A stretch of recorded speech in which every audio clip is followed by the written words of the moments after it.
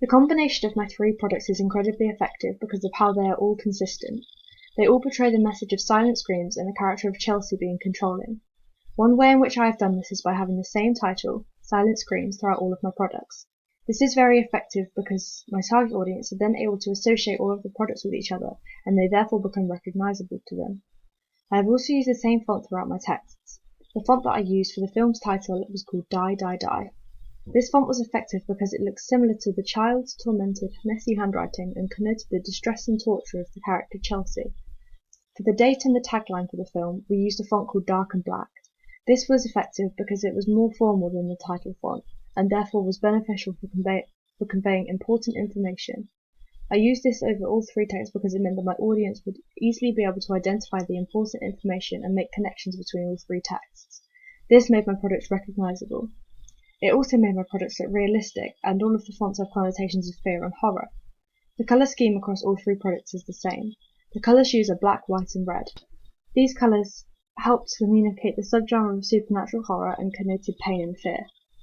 I have also made character, the villain of Silent Screams, the focus of all three texts.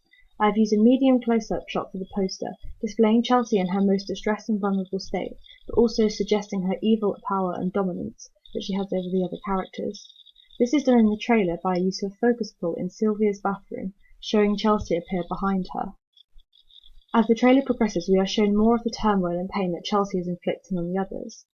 This is effective because it suggests that Chelsea is interfering with every aspect of the characters' lives. This was also shown through the homepage because of the moving image in the background. This contains clips that were used in the trailer and clips that were not. This was effective because the audience were able to make associations between the characters and the terror that was caused by Chelsea. I also did this through the poster by having Chelsea take up the majority of the page. This was effective because it creates the impression that her power can take over every aspect of your life. As well as this, I used the same cast members throughout the text. This was effective because it is conventional to do so and conveys the narrative most effectively.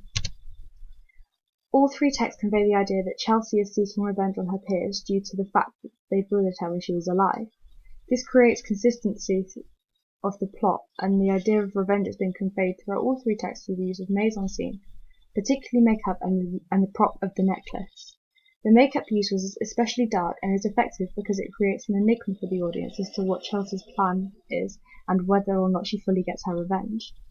The sound used in the trailer also suggests that Chelsea is seeking revenge and is to be feared because of how stings and fast-paced orchestral sound effects are used to build tension whenever significant events take place.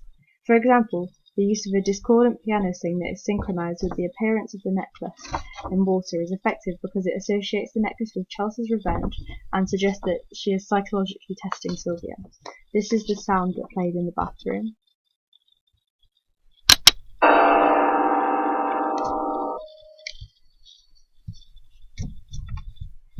The synopsis page on my website was able to give the audience reasoning to why she is so desperate to get revenge on those around her. This was effective because it makes the audience question what lengths Chelsea is willing to go to in order to inflict pain on those around her. In all three texts, the cast and creators were all credited, and all of the production information is displayed appropriately. This was done by having the credit lock appear at the bottom of the page and at the end of the trailer. Although this may not be important to the audience, it allows those involved to gain recognition and credit for their work. I also included the production company's name at the bottom of my poster and homepage. I had a screen beginning this at the very beginning of my trailer. This was to give the company some recognition and to allow the audience to associate the film with other things that they have produced.